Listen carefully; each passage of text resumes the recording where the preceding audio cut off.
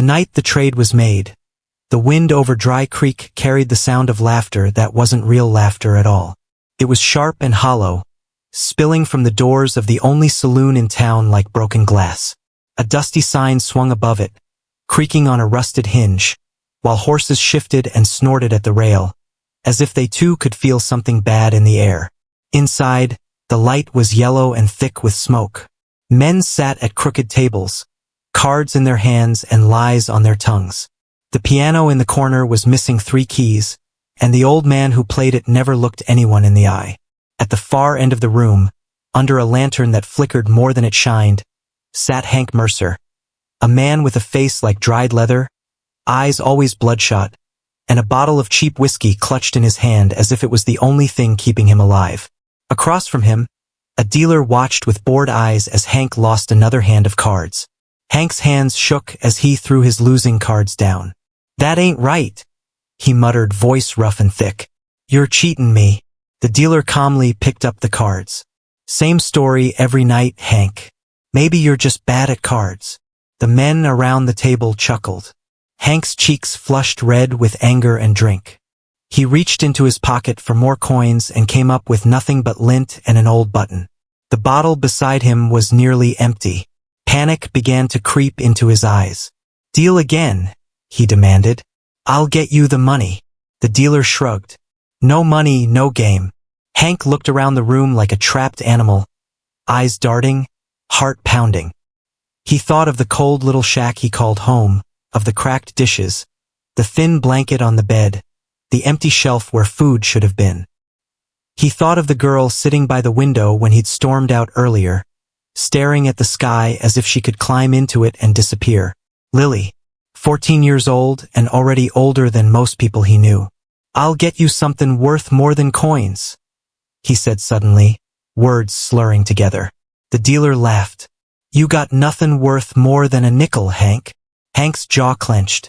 Somewhere, deep down, a part of him was screaming, but that voice had grown small over the years, drowned in smoke and liquor and bad choices. "I got a daughter," he said. The laughter around the table died. The men shifted, some looking away, some staring with sudden ugly interest. The dealer leaned back, his eyes narrowing. "Say that again?" Hank swallowed hard, throat working. The bottle in his hand trembled. "I got a daughter," he repeated. "She's strong, works hard, pretty enough. She can clean, cook, do what she's told. You cover my debt, you can have her." A heavy silence fell over the table. Somewhere near the bar, a glass clinked. The piano stopped mid-note. The dealer studied Hank, as if trying to decide if this was just the drink talking or if the man truly meant it. "You drunk, Mercer?" he said slowly. "I am drunk," Hank snapped, anger flashing. "But I ain't stupid. Girl's no good to me. Always staring at the sky. A skin, for more than there is. I can't feed her. Can't feed myself. Better she's with someone who's got money." His eyes burned with shame and something that looked like resentment. "Better she pays off what I owe." By the bar, a tall man in a brown duster coat paused, his hand halfway to his glass of water. He wasn't like the others in the room. His hat was pulled low, but his hands were clean, his boots polished, his eyes sober and steady. Eli Carson had driven cattle across half the territories, watched men rise and fall in dust and blood, but there were still lines he believed no decent human crossed. Selling a child was one of them. He listened, jaw tight, as the dealer tapped his fingers on the table. "How old is she?" 14, Hank said. "But strong. You won't get better." A murmur moved through the saloon like a cold breeze. Some men looked disgusted. Some looked interested. That was the truth of the frontier. It showed people for what they really were. Eli stood up slowly, feeling something hot and ugly rising in his chest. He'd seen plenty of wrong things out here. Land stolen, men hanged without trial, women left with nothing. But this felt worse, somehow. Maybe because he could picture his own mama's face, the one who died years ago in a one-room cabin, still telling him to do right when it cost something. The dealer shook his head. "I don't buy kids," he said. "Debts are debts. You lose, you walk away." I ain't getting into that. Hank slammed his hand down. You think I got anything else?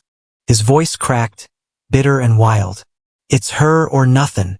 This town don't care if she starves. I seen men here look at her like they're waitin' for me to drop dead, so they can take what they want anyway.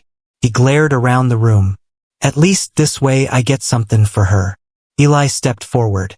You talkin' about your own blood like she's a horse at auction, he said, voice low but carrying. Hank turned, eyes narrowing as he recognized him. I didn't ask you, cowboy, he sneered. You mind your own. This is my own, Eli replied. Anything that happens in the same room as me is my concern. The dealer watched, interested now, sensing something was about to happen. The men at the nearby tables leaned in, the way people always did around a fire that might become a blaze. You don't know what it's like, Hank spat.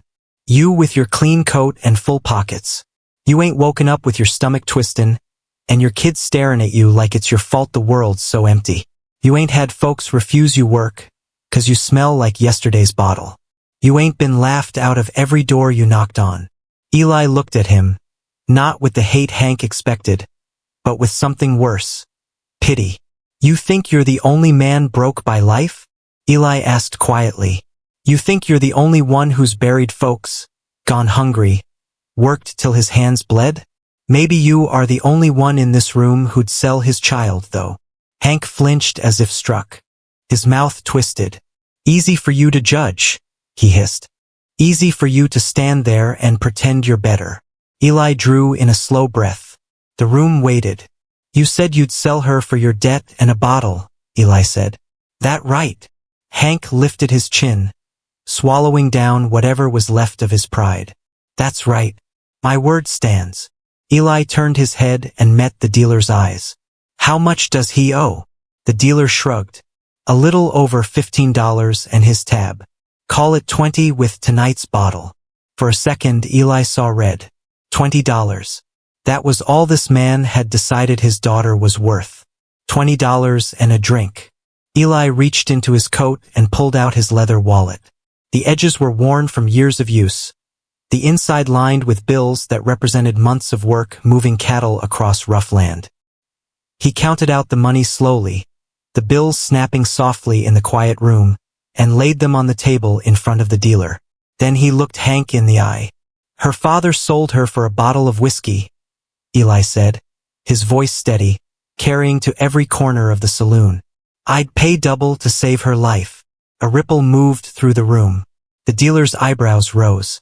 Hank's eyes went wide, flickering from the money to Eli's face and back again. Double?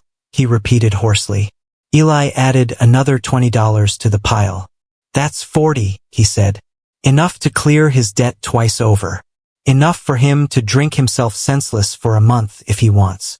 And in return, the girl walks out of this town under my protection, not as property, but as a person.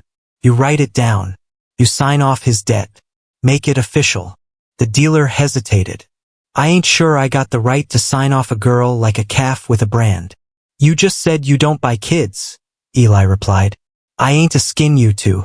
I'm paying off his debt and you're writing down that he owes you nothing more.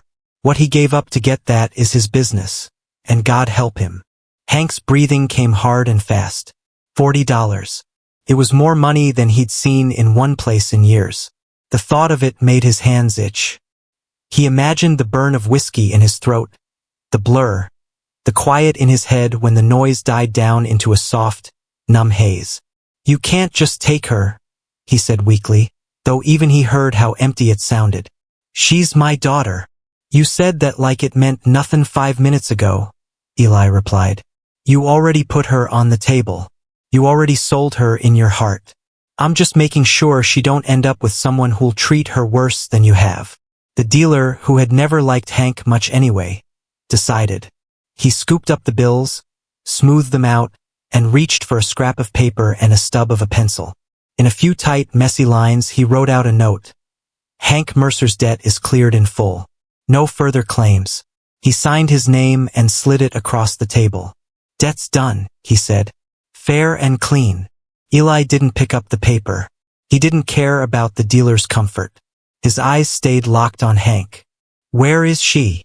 Hank swallowed. For a moment, something like regret flickered in his eyes, but it was gone too fast. Home, he said. In the shack by the dried-up creek. Eli nodded once. You're gonna walk with me, he said. You're gonna look that girl in the eye and tell her what you did. Not with lies. Not with excuses. You're gonna tell her the truth. She deserves that much. Hank's shoulders slumped. A man could only fall so far before there was nothing left to stand on. You trying to shame me? He muttered. No, Eli answered quietly. You already did that yourself. Outside, the night wrapped around them like a cold, thin blanket. The sky was full of stars, bright and sharp over the lonely frontier town. The saloon doors swung shut behind them, the noise swallowed up. For a few moments, there was only the crunch of their boots on the hard-packed dirt as they walked. Hank stumbled once, catching himself with a curse. Eli didn't reach out to steady him. He walked a step behind, eyes on the road ahead. Dry Creek wasn't much of a town. A few buildings leaning into the wind, a church with peeling paint, a sheriff's office that never seemed to have enough space for all the trouble the town could carry.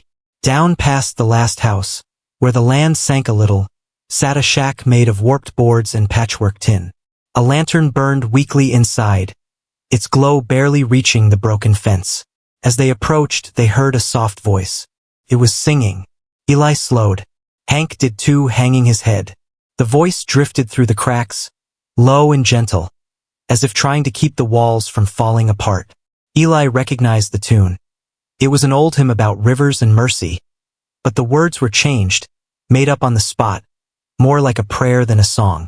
She sings when she's scared, Hank mumbled. Her mother used to sing. She thinks if she keeps doing it, maybe things'll turn out different. Eli's chest tightened. Does it ever work? Hank gave a bitter half-smile. No. Eli took a breath and knocked on the door. The singing stopped. For a moment, all he heard was the soft rustle of movement inside. Then the door opened a few inches, the chain catching, and a small face peered out. Lily's eyes were wide and gray, too big for her thin face. A bruise yellowed along her cheekbone, fading but still visible. Her hair was pulled back in a rough braid, wisps sticking out around her face.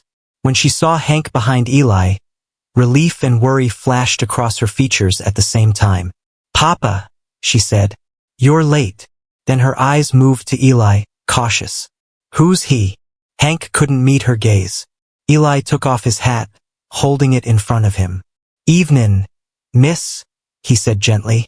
Name's Eli Carson. I've got business with your father. Can we come in? Lily's fingers tightened on the edge of the door. She looked at Hank again, searching his face for some kind of answer.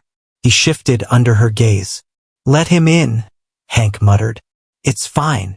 The word fine sounded strange in his mouth, like it didn't belong there. Lily unhooked the chain and opened the door wider. The inside of the shack was as poor as Eli had imagined. A narrow bed with a thin blanket, a small table with 2 chipped plates, a wooden chair with one leg mended by a rope. On the floor lay a little collection of treasures. A smooth stone, a worn-out book with half its pages missing, a broken locket. Lily stepped back to let them in, then shut the door, as if she could keep the rest of the world out by turning a simple piece of wood. Eli stayed just inside the doorway, not wanting to crowd the small space. Lily stood between him and her father, arms folded tightly. What kind of business? She asked, trying to sound grown. But her voice wobbled just enough to break Eli's heart. Hank sank onto the chair, elbows on his knees, face buried in his hands. For the first time that night, he realized there was no bottle to hold, no glass to hide behind, just his daughter and a stranger and the ugly truth. Tell her, Eli said softly. Hank's shoulders shook. I can't. You can, Eli insisted. You owe her that. Lily looked from one man to the other, confusion building like a storm cloud. Tell me what? She whispered. Hank lifted his head. His eyes were red, but not just from the drink this time. Lily, he started, voice cracking. You know how hard it's been. I know we're poor, she said. I know you can't find steady work. I know you think it's my fault Mama died, 'cause she got sick after having me. The words came out flat, as if she'd recited them to herself 100 times, carving them into her own heart before anyone else could. Hank flinched. You never said it, she cut in. You didn't have to. A heavy silence fell between them. Eli could almost feel it, thick as smoke in the tiny room. I made a bad choice tonight, Hank said finally. I was drunk. You're always drunk, Lily answered quietly. Not always, he snapped, then sagged again. Most times. I went to the saloon, tried to make back some money at cards. I lost. Again. Lily's eyes dimmed, as if she'd heard this story too many times before. So what? She said. You owe more money. You always do. She tried to sound bored, but fear edged her words. Hank swallowed. I couldn't pay. They were gonna throw me out. Humiliate me. He laughed, a harsh, humorless sound. As if I ain't humiliated enough. Eli watched him carefully, waiting. Lily stared, waiting too, arms around herself like she was holding in her own shaking. I told them I had something else, Hank whispered. Something valuable. Something they could take instead of money. Lily's face paled. What did you give them? She asked, barely audible. Hank's eyes met hers at last. You, he said. The word broke. It didn't sound like a word anymore. It sounded like a man taking the last step off a cliff. Lily didn't move. For a second, she just stood there, blinking, as if her mind refused to let the sound in. Then her bottom lip trembled. You sold me? She asked. The hurt in those 3 little words burned hotter than any anger Eli had ever known. Hank's hands curled into fists. It wasn't like that, he lied. It was exactly like that, Eli said quietly. Lily turned her head sharply, eyes shining with tears she refused to let fall. He said you'd take me? She asked Eli. That you'd buy me? Eli shook his head. No, miss, he said. Your father offered you up to pay his debt. The man he owed didn't want any part of that. That's when I stepped in. I paid what he owed and more. But I didn't buy you. I don't own you. No one does. She stared at him, suspicious, not ready to trust anyone. Then why'd you pay? Eli took a slow breath. Because I've seen what happens to girls left in the hands of men who think they can be bought and sold. Because I couldn't stand there and watch him throw you away like you were nothing to... His voice softened. Because you ain't nothing, Lily. You're a child. You're a person. You deserve more than what this room and his choices have given you. Hank let out a ragged breath. You think I don't know that? He rasped. You think I don't hear my own words in my head? Over and over? I was desperate. Desperate is not the same as cruel, Eli replied firmly. Plenty of desperate folks in this town. Most would cut off their own hand before they'd trade their child. Lily wrapped her arms tighter around herself. So what happens to me now? She asked. Do I gotta go with you? Eli held her gaze. You don't gotta do anything you don't choose, he said. But right now this shack is falling apart. There's no food. There's no safety. Your father's made it clear he can't take care of you. If you stay, things will get worse. That's the truth, and I won't sugarcoat it. She looked at Hank, almost begging him to prove Eli wrong. Hank opened his mouth, then closed it again. He had no promises left that she could believe. Eli continued. I've got a ranch about a day's ride from here. I live there alone most days, but I got a cook and a couple ranch hands who come and go. It ain't fancy, but there's a bed, food, work to do, and nobody laying a hand on you except to help you up when you fall. I can take you there. You'd be under my protection. You'd work, learn, rest. And if, when you're older, you decide to leave, you can. I won't lock you in any life you don't want. Lily's eyes narrowed. Why? She insisted. Why would you do all that for someone you don't even know? Eli thought of his mother, thin and kind, who used to feed strangers even when their own cupboards were almost bare. He thought of a little sister who hadn't survived the winter fever, and of his father who disappeared into the bottle when grief got too heavy. Because once, he said softly, there was a woman who took me and my sister in after my daddy left us. She didn't owe us nothing, but she gave us food, a warm place, and the feeling that we mattered. I remember that kindness every day. This is me paying it forward. Lily's throat worked. She looked at Hank again. And you? She asked him quietly. What do you think I should do? Hank's eyes filled with tears, but he didn't let them fall. I think, he swallowed hard, I think you should go. The words hurt him. That much was clear. But they also held a strange kind of truth, as if it was the first honest thing he'd said all night. I ain't fit to be your father, he admitted. Maybe I never was. Every time I look at you, I see your mama. And it hurts 'cause I can't bring her back, and I can't be what she wanted me to be. I thought if I didn't have you dependent on me, the guilt would quiet down. But that's a lie. It won't. Not now. Not ever. He scrubbed his hands over his face. Go with him. Get out of Dry Creek. Find something better. Maybe one day, if I get clean, if I become something else, I'll come find you and ask forgiveness.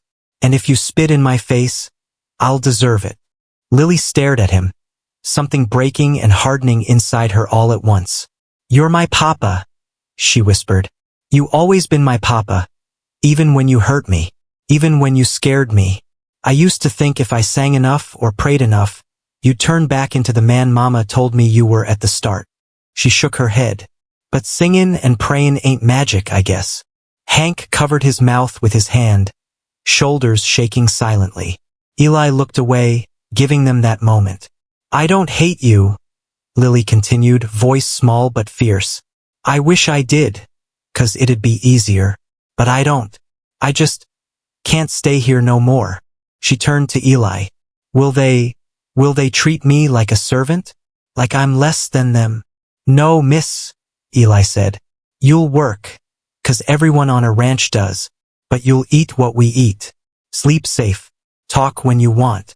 Be quiet when you need. You won't be bought or sold. You'll be part of the place, not property. Lily thought for a long moment. Then she nodded once.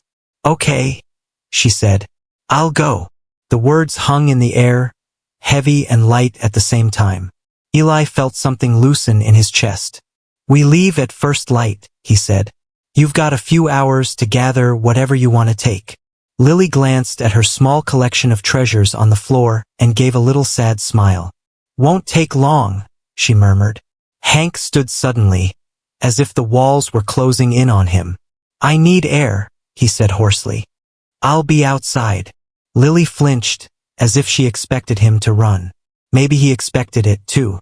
But instead of heading back toward town, Hank sank down on the old crate by the door and stared at the ground, the darkness pressing in. Inside, Lily moved quietly around the room, picking up her few belongings and placing them in a worn cloth sack. The broken locket went in last. She hesitated, then opened it. The tiny, faded drawing inside, her mother's face, sketched by Hank back when his hands had been steady, stared up at her. She touched it gently, then closed it and pressed it to her heart. You think she'd want me to go? She asked Eli without looking at him. Eli thought of all the mothers he'd known, and how they'd fought like wild animals for their children. I think your mama would want you safe, he said. I think she'd want you somewhere you can grow up without fear. Lily nodded and tied the sack. Do I gotta say goodbye? She whispered. That's up to you, Eli answered. But sometimes, and I say this from experience, not saying goodbye is a regret that don't fade.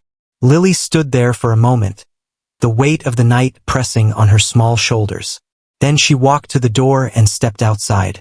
The sky stretched over them, a wide, dark bowl of stars. Hank looked up when he heard her. His eyes were wet in the starlight. You really going? He asked. Lily hugged the sack to her chest. You told me to, she said. You said I should find something better. He laughed weakly. Never thought I'd be right about anything. She bit her lip. This doesn't mean you get to drink yourself to death, she muttered. If I hear you did that, I'll, You'll what? He asked softly. I'll be real mad, she said, voice trembling. 'Cause then it'll feel like you gave up on me twice. The words hit him harder than any punch. He nodded, swallowing. I'll try, he whispered. I ain't promisin' I'll be good at it. But I'll try to be someone you won't be ashamed of if we cross paths again. Lily took a small step forward. Her heart was still cracked, but somewhere in the cracks, something stubborn and hopeful glowed. I'm already ashamed of what you did, she said honestly. But I still love you some. I don't know how to stop. Hank's face collapsed. He reached out slowly, giving her time to pull back. When she didn't, he put a trembling hand on her shoulder. You were always too good for me, he murmured. Too good for this town. Then prove it, she said. Prove you know that by not giving up on yourself. Eli watched from a few steps away, his own throat tight. He'd seen a lot of goodbyes. Some final, some not. This one felt like a wound that might, maybe, one day scar over instead of staying raw. At last, Lily stepped back. I gotta get some sleep, she said. We ride at sunrise. Hank nodded. Sunrise, he echoed. As if he liked the sound of that word. As if it meant maybe there was a new start for him too. Eli tipped his hat. You'll see me again, Hank, he said quietly. And when you do, I hope you're standin' a little straighter. Hank gave him a weary, crooked half-smile. Don't bet money on it, cowboy. But thank you for not being like me. Eli held his gaze. We all got choices, he said. You made bad ones tonight. But you made one good one too. You told her to go. Don't waste that small piece of decency. Build on it. Hank looked down, then back up. Take care of her, he said. That girl. She's the only good thing I ever helped make. Eli nodded once. She'll be all right, he promised. She's stronger than she knows. When they went back inside, Lily lay down on the narrow bed with her sack by her side. Eli sat on the chair, hat in his lap, keeping watch. The shack was quiet, save for the faint sound of Hank's uneven breathing outside and the whisper of the wind through the boards. You don't have to stay, Lily said after a while, eyes closed. I won't run. I know, Eli answered. But I gave my word to keep you safe, and that starts now. Lily's lips curved into a small, tired, almost smile. Cowboys and their words, she mumbled. Mama used to say a man's word is only as good as the pain he's willin' to take to keep it. Eli thought about long rides, broken bones, nights spent out in the cold keeping watch over other folks' cattle. Your mama sounds like she was a smart woman, he said. She was, Lily whispered. They buried her on the hill, just outside town. If you take me away from here, will I ever see her grave again? Eli stared at the floor, then up at her. Someday, he said, when you're stronger, when coming back won't hurt you more than it helps. We can ride back, stand there together, and you can tell her everything you survived. Lily's eyes filled with tears again, but this time they didn't seem as heavy. Survived, she repeated softly. I like the sound of that. Slowly, her breathing evened out. Sleep came cautiously, like a skittish horse, but it came. Eli stayed awake, listening to the sounds of the night, thinking of how one small choice could ripple through a person's whole life. At first light, the sky was painted with pale pink and soft gold. The world felt quieter, as if it hadn't decided yet what kind of day it would be. Eli stepped outside and found Hank still sitting there, eyes bloodshot but clear. The man hadn't gone back to town. He hadn't gone in search of a bottle. He'd stayed right where his shame was. You're still here, Eli said. Thought about leavin', Hank admitted. Thought about running back to the saloon. But that girl, he shook his head. She told me not to give up twice. I reckon I can try to at least not do that today. Eli inclined his head in a small gesture of respect. One day sober is a start, he said. Don't look at the whole mountain. Just look at the next step. Hank gave a humorless little laugh. Funny thing to hear from a man who just bought my freedom from debt. Eli's eyes hardened. I didn't buy you, he said. I bought her safety. Your freedom is up to you now. Hank nodded slowly. Fair enough. Lily came out a few minutes later, wearing the same dress but with her braid neater, her sack slung over her shoulder. She had circles under her eyes, but there was something new in her stance. A straightness, a kind of stubborn, trembling pride. "Morning," she said, her voice small but steady. Eli smiled gently. "Morning, Lily. Ready?" She looked at Hank. He stood, awkward and unsure. "I ain't good with words," he said. "No speeches from me." "Good," Lily replied. "I don't like speeches." She stepped forward and did something neither man quite expected. She hugged him. It wasn't long, and it wasn't soft exactly. It was tight, quick, and full of all the things she didn't know how to say. Hank froze, then slowly lifted his arms and hugged her back, his chin trembling on top of her head. "I'm sorry," he whispered into her hair. "I'm so damn sorry." "Be better," she whispered back. "That's how you say sorry." When she stepped away, both their faces were wet. "Go," Hank said roughly, "before I change my mind and wreck it all again." Lily nodded and turned toward Eli. He helped her up onto his horse, making sure her sack was secure. Then he swung up behind her, hands light on the reins. "Hold the saddle horn," he instructed. "First part of the ride's bumpy." Lily grabbed the horn and glanced back at her father one last time. Hank lifted a hand, half wave, half goodbye. "Goodbye, Papa," she called softly. "Goodbye, Lilybug," he answered, using the nickname he hadn't said in years. The sound of it hung in the morning air. Eli clicked his tongue and the horse started forward. The shack grew smaller behind them, then the town, then the whole of Dry Creek turned into a smudge on the horizon. The road ahead stretched out long and uncertain. Lily looked back only once more, then faced forward. "It feels like I'm leaving myself behind," she murmured. "Sometimes," Eli said, "you gotta leave behind who the world told you you were so you can find out who you really are."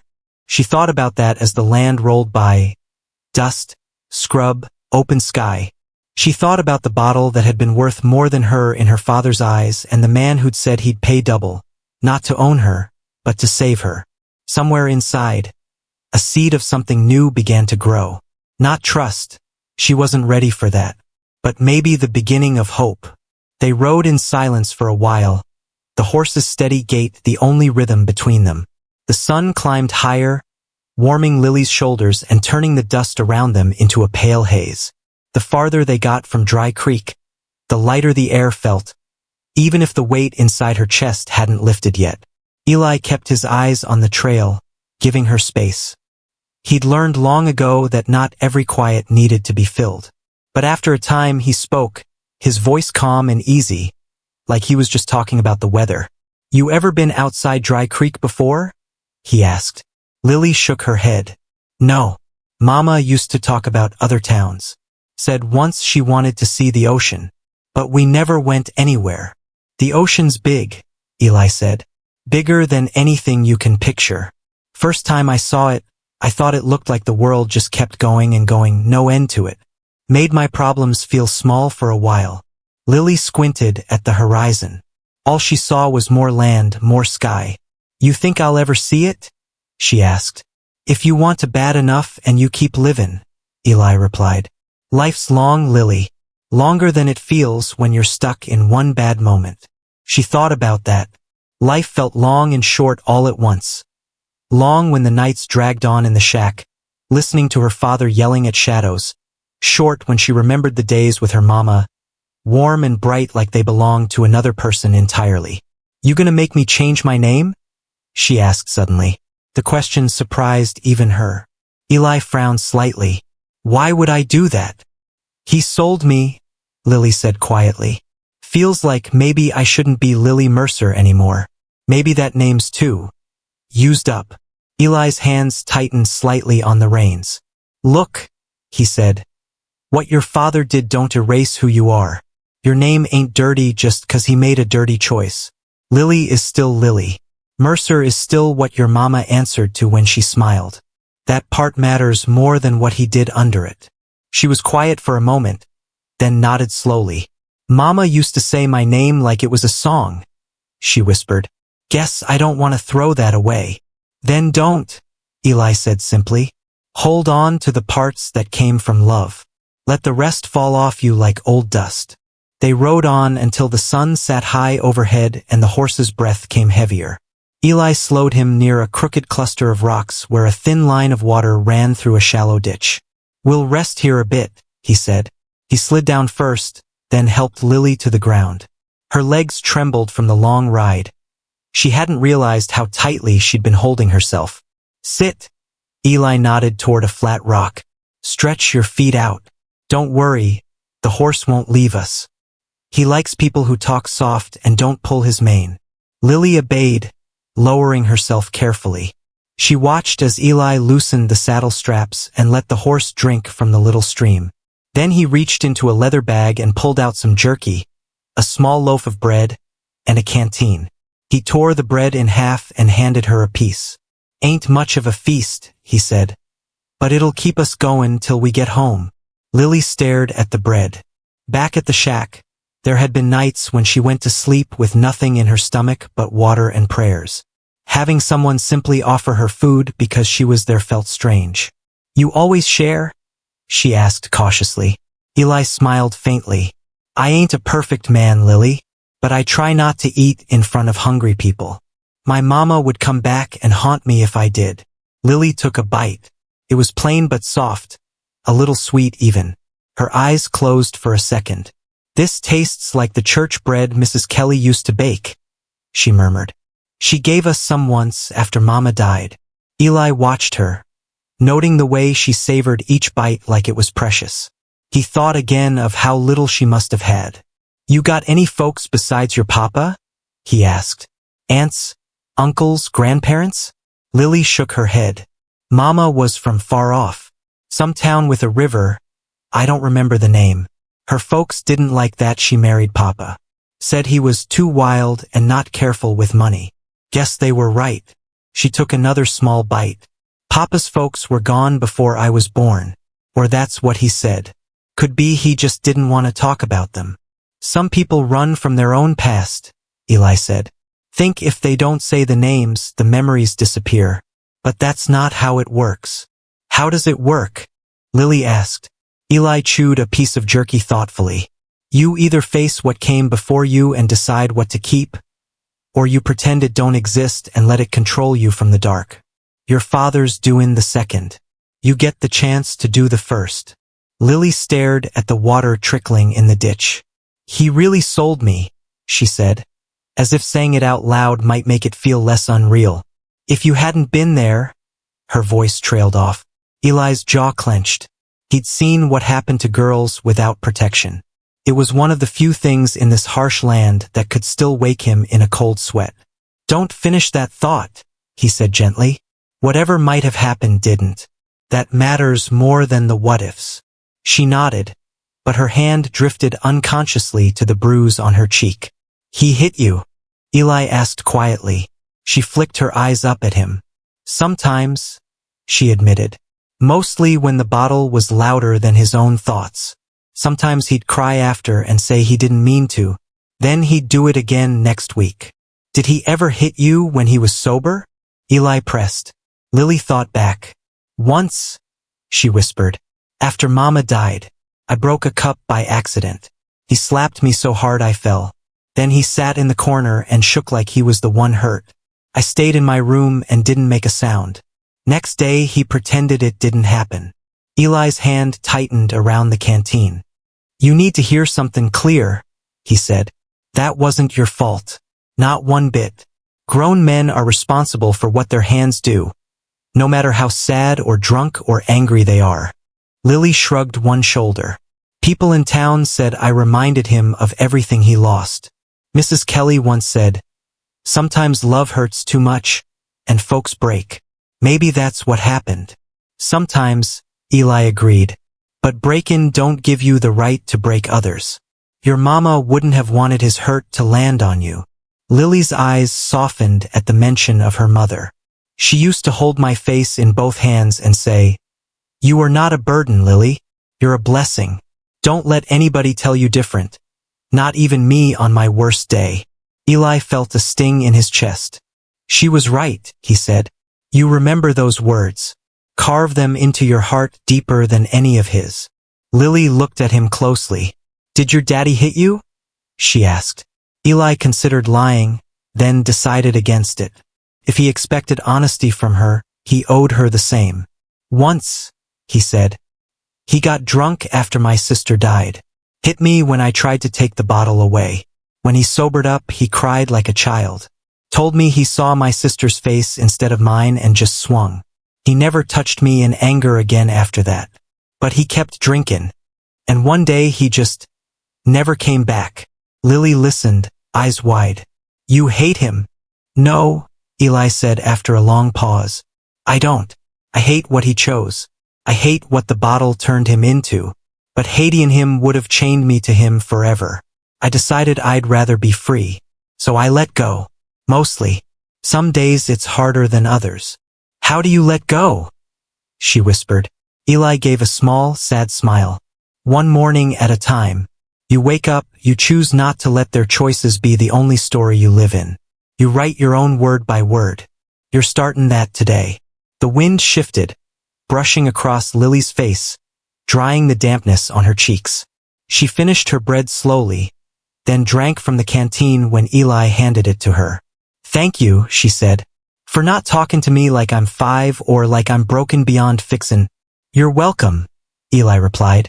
You're not 5, and you're not broken. Cracked, maybe, but cracks let light in. And they let strength grow, too. They rested a little longer, then saddled up and continued.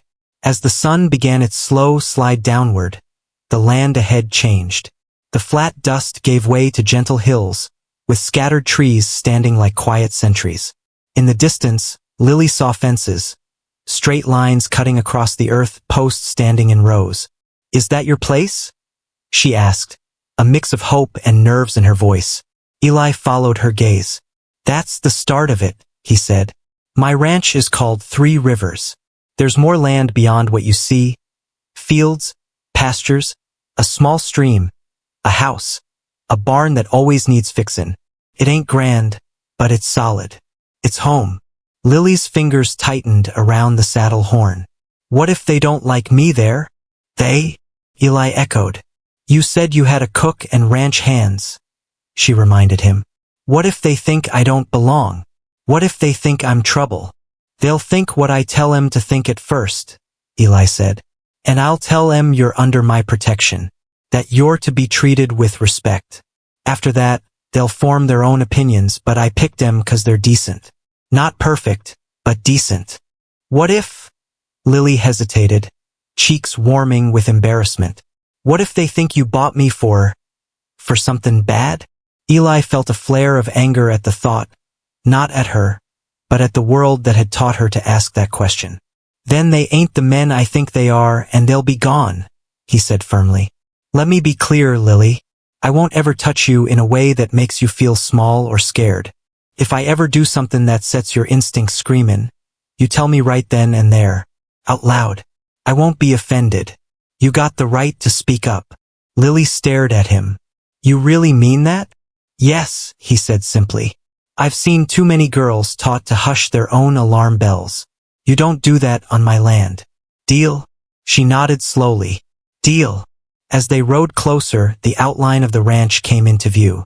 A sturdy house made of wood and stone, with a wide porch and a rocking chair tilted against the wall. A barn with its doors open, tools hanging neatly on hooks. A smaller building, probably the bunkhouse. A few chickens scratched in the dirt near a fenced-in garden patch. It looked lived in. Real. It's bigger than I thought, Lily murmured. I pictured just a shack and a horse. Eli chuckled. If it was just me and a shack, I wouldn't need a ranch. I've been building this place for years. Board by board. Fence post by fence post. All by yourself? With help here and there, he admitted. Men come through, work a season or two, move on. Some stay longer. One in particular might as well be family. You'll meet him. They reached the front of the house. A woman stood on the porch watching them approach. She was middle-aged, with brown skin, silver threaded through her dark hair, and a strong, steady gaze. Her apron was dusted with flour, and her hands were on her hips in a way that said she didn't scare easy. Lily stiffened. "Who's that?" "That's Rosa," Eli replied. "Best cook west of anywhere and the only person I'm actually scared of." Lily blinked in surprise. "You're scared of her?" "That woman once chased a full-grown ranch hand halfway to town with a cast-iron skillet. 'Cause he threw away food he didn't want," Eli said. "I learned early not to cross her." They stopped in front of the porch. Rosa stepped down, wiping her hands on her apron. Her eyes went straight to Lily, taking in the thin frame, the guarded eyes, the bruise. "Carson," she said, her voice accented but clear. "Who is this child?" Eli dismounted and helped Lily down. "Rosa, this is Lily Mercer," he said. "She'll be stayin' with us for a while." Rosa's eyes flicked to Eli sharp. "You bring home strays now?" she asked. "Like a dog." Eli met her gaze evenly. "I bring home people who need a place to land," he said. "She's under my protection. That's all you need to know for now." Rosa studied him for a moment, then turned back to Lily. She softened just a little. "Come," she said. "You are skin and bones. When men try to fix problems, they talk. When women fix problems, we feed." She reached out a hand. Lily hesitated, then took it. Rosa's grip was warm and firm. "You hungry?" Rosa asked. Lily opened her mouth to say she wasn't, out of habit, but her stomach growled loudly before she could answer. Rosa's mouth twitched. "That sound is louder than your words," she said. "Good. I like honest stomachs." Eli smiled faintly as Rosa led Lily toward the house. "Where you plannin' to put her?" Rosa called over her shoulder. "For now, the small room off the kitchen," Eli answered. "The one we use for stores when the winter's hard. I'll clear it. It's close to you and warm."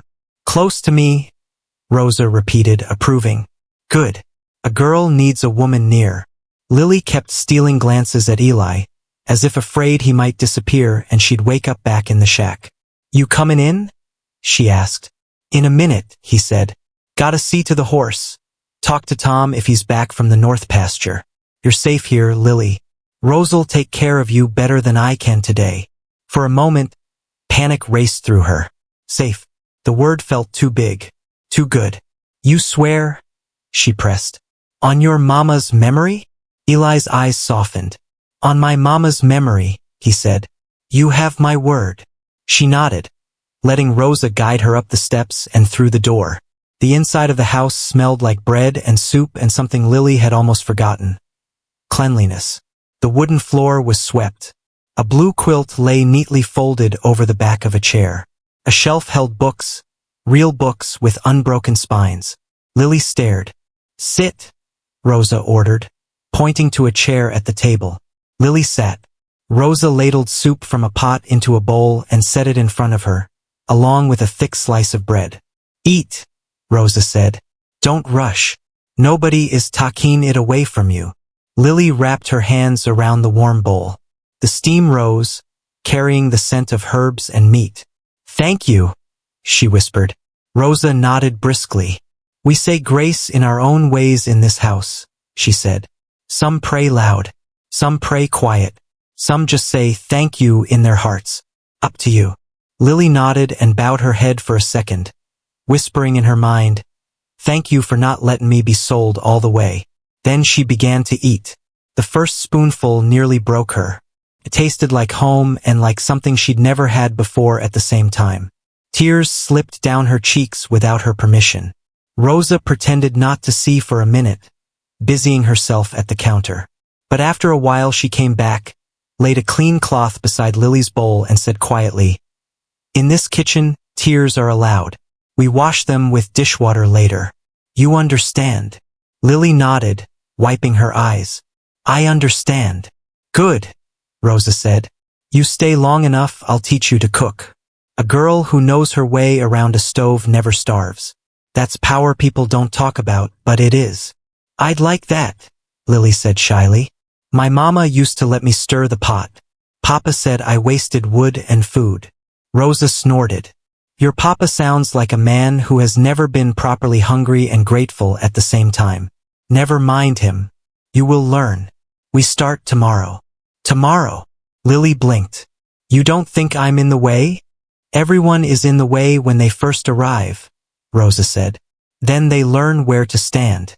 You will too. The door opened and a tall man with sandy hair and a sunburned neck stepped in, carrying a coil of rope. He paused when he saw Lily. Well now, he said, eyebrows raising. We got ourselves a new hand? We got ourselves a child, Rosa corrected sharply. Her name is Lily. She is under Eli's protection and mine. You will treat her like a little sister or I will use your ear to stir my soup. The man chuckled, holding up one hand in surrender. Yes, ma'am. Message received. He set the rope down and gave Lily a friendly nod. Name's Tom Haverly, he said. Been workin' here a few years. Don't let Rosa scare you too much. She only bites when folks deserve it. You deserve it often, Rosa muttered. Tom grinned. That's 'cause I keep life interestin'. He looked at Lily again, more serious now. You all right, miss? She shifted under his gaze. I don't know yet, she admitted honestly. That's fair, Tom said. Most of us out here are just almost all right on a good day. You take your time figuring it out. Eli came in a moment later and closed the door behind him. He looked at Lily sitting at the table, bowl in front of her, Rosa nearby, Tom leaning on the counter. The scene tugged at something deep in him. For years, the ranch had been a quiet, half-empty place. Now, for the first time, it felt full. Everything okay? He asked. Rosa crossed her arms. She needs clothes, she said. Those rags won't last one more wash. And a proper bed. And maybe a comb that doesn't tear her hair out. Eli nodded. We can arrange all that, he said. Tom, ride into town tomorrow. Pick up some things from Mrs. Calloway's store. I'll write a list and a note so she don't ask questions. Tom nodded. I can do that. What about school? Lily blurted out, then immediately flushed. Sorry. There was a lady who came through town once, set up a school in the church for a few months. I went when I could. Then she left. I liked the way letters made sense, how they lined up in words. I just wondered if... Her voice faded. Eli and Rosa exchanged a quick look. We ain't got a schoolhouse out here, Eli admitted. Too far from town, and not enough kids. Lily's face fell a little. But, Eli continued, I can read and write. Tom can too. Rosa, I know you can. Rosa nodded. I can, she said. My father did not cross a border and work his hands to bone for me to grow up ignorant. Eli smiled. So between the three of us, we can keep you learnin'. Might not be fancy school with a bell, but you'll know your letters, your numbers, and a thing or two about the world. Lily's shoulders relaxed. I'd like that, she said. Mama always said words were doors. She said if you could read, you could walk through other lives without leaving your chair. Eli's gaze softened. Your mama was wise, he said. We'll honor her by keeping her words true. After Lily finished eating, Rosa showed her the small room off the kitchen. It was simple. A narrow bed with a mattress stuffed with straw, a little window with a curtain, a peg on the wall for hanging clothes, and a wooden crate that could serve as a chest. This is yours, Rosa said. Not mine, not Eli's, not Tom's. Yours. You keep it how you like, within reason. No dirty dishes under the bed. Lily stood in the doorway, hardly daring to cross the threshold. This whole room, she whispered. For me? Yes, Rosa said. You look like you've shared space with ghosts for too long. Here you share with only yourself. And maybe a spider in the corner we have not met yet. Lily gave a tiny laugh. I'm not scared of spiders, she said. Then you are already braver than Tom, Rosa replied. He runs from them. I do not, Tom called from the other room. I simply respect their personal space. Lily smoothed a hand over the bedspread. It was plain but clean. Something in her chest loosened. Thank you, she whispered. If you need anything in the night, Rosa said, you call me. I sleep in the room down the hall. If it is a bad dream, we chase it out together. If it is something else, we handle it. Lily nodded, then hesitated. What if it's just quiet? She asked. Sometimes the quiet is loud. Back home, I filled it with singing. But I don't know if I should sing here. Rosa's eyes gentled. You sing if you want, she said. This house can hold songs. It has been too quiet for too long. Lily swallowed past the lump in her throat. My mama used to say that too, she said. About songs holdin' up the walls. Rosa rested a hand briefly on her shoulder. Then maybe the three of us, me, you, and your mama's memory, we will see how strong we can make these walls. Later, after the sun had dipped low and painted the sky in streaks of orange and purple, Eli sat on the porch steps, a cup of coffee in his hands. Tom joined him, leaning back against the post. That kid's been through hell, Tom said quietly. More than most grown men, Eli replied. Her eyes. She's seen things she never should have. Tom took off his hat, running a hand through his hair. Town's already stirrin', he said. Stopped by the mercantile on my way back. Word travels fast. Folks heard about Hank off-airin' her up. Half of 'em are disgusted. Other half just shrug like that's how things go. Eli's jaw tightened. That's not how things go, he said. Not if we've got anything to say about it. Tom studied him. You know Hank'll come around eventually, he warned. When the bottle's empty or the guilt gets too loud. He might want her back or he might want more money. Men like him don't stay gone. He can come, Eli said. If he rides up sober and wants to see she's alive and well, we can talk. If he rides up drunk and starts shoutin' about what he thinks he owns, he'll meet the end of my patience and the sheriff if he pushes it. You think the law will care? Tom asked skeptically. Law's thin out here. Justice is thinner. Eli stared out at the darkening fields. If the law won't care, then we make our own line in the dust, he said. I won't let him drag her back into that shack. I'd rather stand between them and take the hit myself. Tom nodded slowly. I figured that's what you'd say. I'll back you. He glanced toward the house. You ever think about what people might assume? You bring in a young girl here alone? Eli didn't flinch. He'd already walked that road in his mind. People assume all sorts of ugly things when they don't understand kindness without a price, he said. I can't live my life trying to satisfy their poison. What I can do is make sure my actions are clean. Rosa's here. You're here. Doors stay open. Lines stay clear. She grows up straight and strong, knowing she's safe. That's what matters. Tom studied him in the fading light. You ever want a family? He asked quietly. The question caught Eli off guard. He stared into his coffee as if it could answer for him. Once, he admitted. There was a girl back in Abilene. We talked about a small house, some kids running around, a dog that barked at strangers. But I chose driving cattle and long roads instead. By the time I came back, she was married to a storekeeper with soft hands and steady hours. I don't blame her. I weren't ready. You ready now? Tom asked. Eli sighed. I don't know if a man like me ever feels fully ready. But I know I'm tired of my table being empty and my house too quiet. I know I don't want to live in a world where a man can sell his child and nobody stands up. Bringing Lily here. Maybe that's my way of saying, I'm done just passing through life. I want to plant something that lasts. Tom nodded, understanding more than Eli said. She's gonna change this place, he said. Kids always do. She's not just a kid, Eli murmured. She's a person who's already carried more than she should have. I don't want this to be another weight. I want it to be a place she can set some of it down.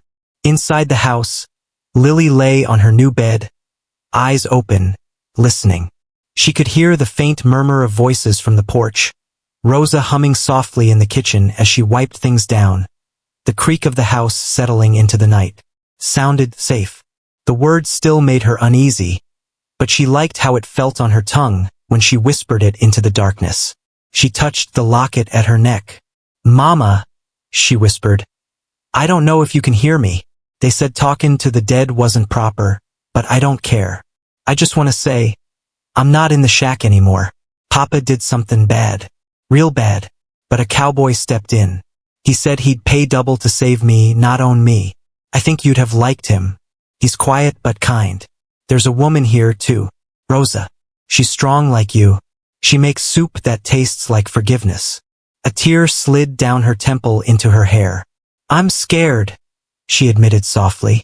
I don't know who I'm supposed to be now. I'm not just Hank's daughter in the broken house.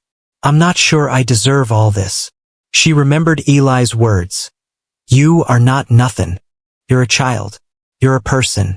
You deserve more than what this room and his choices have given you. I'm gonna try to believe him, she whispered. I'm gonna try to believe you didn't bring me into this world just to suffer. Outside, the stars shone over the ranch, the same stars that had watched her in Dry Creek, the same stars that had watched Eli lose and find pieces of himself over the years. The wind slid through the grass, carrying no cries, no shouts, just the hush of a land breathing. Eli eventually came inside, said goodnight to Rosa and Tom, and paused outside Lily's door. He didn't knock, not wanting to startle her if she'd finally fallen asleep, but he stood there a moment, hand resting lightly on the frame, and whispered more to himself than to anyone. You're safe here, Lily. I swear it. In the small room, Lily's eyes closed at the sound of his voice, not because she believed every promise the world made, but because this one felt different. It felt like a bridge between who she'd been and who she might become. Morning came with birdsong and the smell of coffee. Rosa woke Lily with a gentle shake. Up, she said. Work does not wait for sorrow to finish. Lily blinked awake, confusion flashing for a second before memory settled in. The bed, the room, the ranch. It wasn't a dream. Her heart thudded hard. What do I do? She asked, sitting up. First you wash, Rosa said. There is water in the basin. You clean your face, your hands, behind your ears. Then we eat. Then we work. Today you will learn the kitchen. Then later Eli will show you the lay of the land. Lily nodded and swung her feet to the floor. The basin water was cool, almost shockingly fresh. She scrubbed her face, watched the dirt swirl away, felt like she was washing off more than dust. At the table, Eli and Tom were already seated, mugs in hand. Eli looked up as Lily approached. Mornin', he said. Sleep all right? I think so, she said. I woke up once and didn't know where I was. Then I remembered. My heart hurt and felt better at the same time. That's normal, Eli said. Change feels like that. Over breakfast, Rosa handed Lily a comb. Your hair, she said. We fix it so it does not fight you all day. Lily hesitated. Mama used to braid it, she said. After she died, I just did quick knots. Rosa moved behind her and began to gently work through the tangles. I will not be your mama, she said quietly. No one can. But I can help your hair remember what it feels like to be cared for. The motion of the comb, the scissors snipping off split ends, the fingers weaving her hair into a neat braid. All of it made Lily's throat tight. She blinked hard and focused on Eli's voice as he explained the day's plan. After breakfast, I'll show you the barn, the corral, the stream. You'll learn where not to walk unless you want to meet an angry rooster. This afternoon, if you're up for it, you can help Rosa shell beans or measure flour. You'll work, but if you get tired, you say so. You're not here to prove anything. Lily nodded. Work makes me feel less helpless, she said. Then we'll find you work that builds you up instead of tearing you down, Eli replied. As the days turned into weeks, the ranch settled into a new rhythm. Lily learned to rise with the sun, to sweep the kitchen, to carry wood without dropping it, to tell the difference between a horse's impatient snort and a real warning.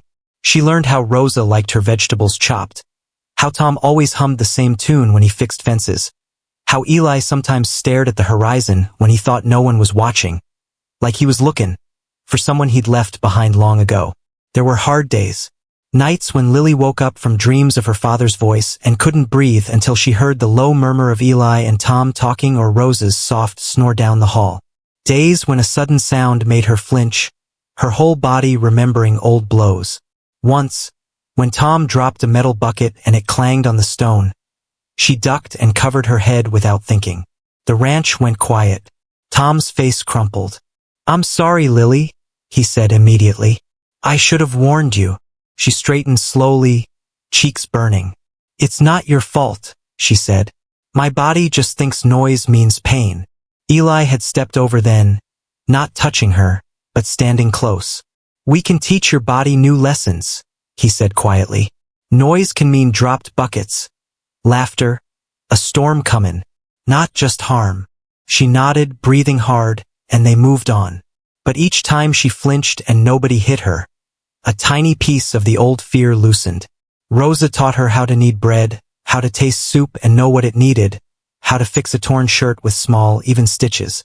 "Hands that can mend are hands that can build," she said. "And a girl who can feed herself and others has power no man can fully take." Tom taught her how to check a saddle, how to tell if a horse was just stubborn or truly mean, how to whistle a tune that made the chickens come running. "Don't let Rosa know I taught you to call him," he joked. "She'll put you in charge of em forever." Eli taught her to read better. At night, after the day's chores were done, they sat at the table with a lamp between them. He slid a book toward her, its cover worn but sturdy. "This was my sister's," he said. "She loved stories. I think she'd be glad someone else is using it." Lily opened it carefully, as if it were something fragile. The words blurred at first, her mind tired from work and memory. But Eli was patient. "Sound it out," he'd say. "There's no race. Letters aren't going anywhere." Slowly, her reading grew smoother, her voice stronger. Sometimes she'd stop and ask, "Why did the character do that?" Or, "Why is that man mean when he has everything?" Eli would smile. "If you're asking those questions, you're already a better reader than most." One evening, as autumn crept into the air and the leaves on the few trees around the ranch hinted at changing color, Rosa stepped out onto the porch where Eli was mending a bridle.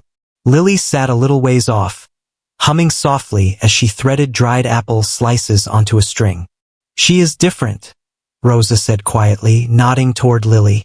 "From most children we've seen." Eli followed her gaze. "She's had to carry more than her share," he said. "Hard to stay lightfoot when the world keeps throwing stones in your pockets." "But there is a fire in her," Rosa observed. "I see it when she thinks no one is looking. When she says no to her own fear and still does the thing anyway." Eli smiled faintly. "She told me today she wants to learn to ride by herself," he said. Rosa raised an eyebrow. "And what did you say?" "I said yes," Eli replied. "With me nearby." Rosa nodded slowly. "Good. A girl who can ride can leave a bad place fast if she must. I know something about that." He glanced at her. They didn't talk much about Rosa's past. How she'd come from far south. How she'd walked until her feet bled. How she'd left behind a life that had tried to crush her. But sometimes little pieces slipped out like this. Reminders that everyone on this ranch had escaped something. "You think I did the right thing?" Eli asked suddenly. It was a rare moment of uncertainty from him. Rosa looked at him sharply. "You mean talking her from a father who tried to trade her like a sack of grain?" she said. "You mean giving her food, work, safety?" Eli exhaled. "When you say it like that, it sounds obvious." "Because it is," Rosa said. "But I know what you are really a skin. You are a skin if you did right by putting your heart on the line. Because that is what she is, another chance to care. Another chance to be hurt if something goes wrong." Eli stared into the middle distance. "I don't want her to ever think I expect something back for what I did," he said. "I don't want her to grow up feeling like she owes me her life." "Then don't ask for that," Rosa said simply. "You saved her because you could. Let that be the story. If she chooses to love you like family one day, that's her gift, not your payment." Eli nodded slowly. "You ever get tired of being right?" Rosa smirked. No, they fell quiet for a bit, the evening unfolding gentle around them. After a while, Lily looked up from her dried apples. "Can I ask you both something?" she said. Eli and Rosa turned to her. "Course," Eli replied. "You can always ask." Lily twisted the string in her fingers. Do you think I'm dirty? She blurted out. Because of what happened. Because my father offered me up. Because men looked at me like they were buying a horse. 'Cause of the names they called me in town after they heard. Eli's heart twisted. Rosa's eyes flashed. Who called you names? Rosa demanded, already ready to march back to Dry Creek and wreck someone's day. Lily looked down. Some boys near the well, she said. They said if my own father would sell me, I must not be worth much. Called me Whiskey Girl. One man laughed and said he'd buy me for a cigar if he'd had the chance. Her voice shook. Made me feel like I was made of trash. Eli set the bridle aside and moved to sit on the step below her, so he could look up into her face. His voice, when he spoke, was steady and strong. Lily, he said, look at me. She lifted her eyes. You listen to this like it's the only thing you're allowed to hear on the matter, he said. What your father did was wrong. Evil even. What those men said was cruel and cowardly. But none of that sticks to you. None. Shame belongs on the ones who made those choices and spoke those words, not on you. You didn't choose to be sold. You didn't choose to be looked at that way. You were a child stand-in, in the middle of a storm someone else started. Rosa stepped closer, her voice softer but no less firm. You are not dirty, she said. You are not trash. You are not for sale. You are not Whiskey Girl. You are Lily, a child of God, if you believe, or a child of the earth and sky if you do not. Either way, you are worthy of respect. Tears filled Lily's eyes. Then why does it feel like their words got inside my skin? She whispered. Eli nodded. Because words can be like splinters, he said. They pierce. They stay. They fester. But just like splinters, they can be pulled out. Not all at once. Sometimes one by one, with patience and a little pain. Every time you hear someone say different, Rosa calling you strong, Tom telling you you're quick to learn, me saying you matter, that's us pulling out the splinters. One day you'll look down and realize the old hurt ain't there anymore. And if someone tries to put more in, Rosa added, eyes blazing, you send them to me. I have sharp tweezers and sharper words. Lily gave a wet laugh. You really don't like people being cruel, do you? She said. Rosa sniffed. Cruelty is the easiest thing in the world, she said. Lazy people choose it. We work harder. We choose better. Lily took a shaky breath. Okay, she said. I'll try to believe you, even when my brain keeps replaying what they said. Brains are stubborn, Eli said, but hearts are stronger in the long run. He hesitated, then added, and if you ever hear about any man talking about buying you again, you tell me. I'll make sure he regrets it. There was steel in his voice now, not just in his words, but in the promise behind them. Lily believed him. She nodded. All right, she said. As the weeks turned into months, the ranch and Lily shaped each other. She grew a little taller, a little stronger. The hollows under her eyes filled. The bruises faded, never replaced by new ones. She learned to laugh again. Small at first, then louder, especially when Tom tried to sing and Rosa threw a rag at him to make him stop. She started small traditions. Leaving a wildflower in a jar on the table, humming a different song each morning while she swept, reading aloud from her book to Rosa while the older woman cooked. In return, the ranch grew warmer. Eli found himself looking forward to her questions, her observations. She noticed everything. The way the clouds changed before a storm, the way a horse's ears told you its mood, the way Eli's eyes softened when he talked about his sister. One evening, as winter hinted at its approach in the crispness of the air, Lily and Eli sat by the fire. Tom had gone into town for supplies. Rosa was mending clothes at the table. Lily looked up from her book. Eli? She said. Yeah. Do you think my father can change? She asked quietly. The question had been building in her for weeks. Eli leaned back in his chair, staring at the flames. I think people can change, he said slowly. But I also think most don't. Not really. They might act better for a day or a week, but deep down, they keep hold of the same lies about themselves. Lily traced the edge of a page. If he came here, If he came and said he was sorry, what would you do? Eli looked at her. Depends how he came, he said. If he came sober, hat in hand, truly ashamed, I'd hear him out. I'd let him see you with your say-so. I'd make sure he didn't cross any lines. And if he came drunk? She asked. Dem and in me back? Eli's jaw tightened. Then he'd leave with a clear understanding that you are not his to claim anymore, he said. And if he tried to take you by force, he'd find this ranch isn't as soft as it looks. Lily nodded slowly. Part of her wanted him to come. Part of her never wanted to see him again. I don't know if I could ever forgive him, she admitted. You don't have to, Eli said. She made mistakes, snapped at Rosa on tired days, rolled her eyes at Tom's jokes when she was worried instead of laughing, argued with Eli about whether she should ride out alone. Sometimes she went too often to the mission and came home so raw that she had to sit under the tree and cry until the stars came out. Sometimes she stayed away too long and felt guilty for resting. But through all of it she kept choosing to get up, to work, to sit with pain, hers and others, without pretending it didn't exist and without letting it be the only thing in the room. People in town grew used to the idea that the girl who had once been sold now went back and forth between a quiet ranch and a noisy mission. Some still whispered, "She thinks she's better than us now," they muttered. "Walks round like a little savior." Lily couldn't control their talk, but she decided she could control who she listened to. She listened to Rosa, who told her, "Take a day, rest your bones." She listened to Eli, who said, "You're allowed to be young. You don't owe the world all your strength at once."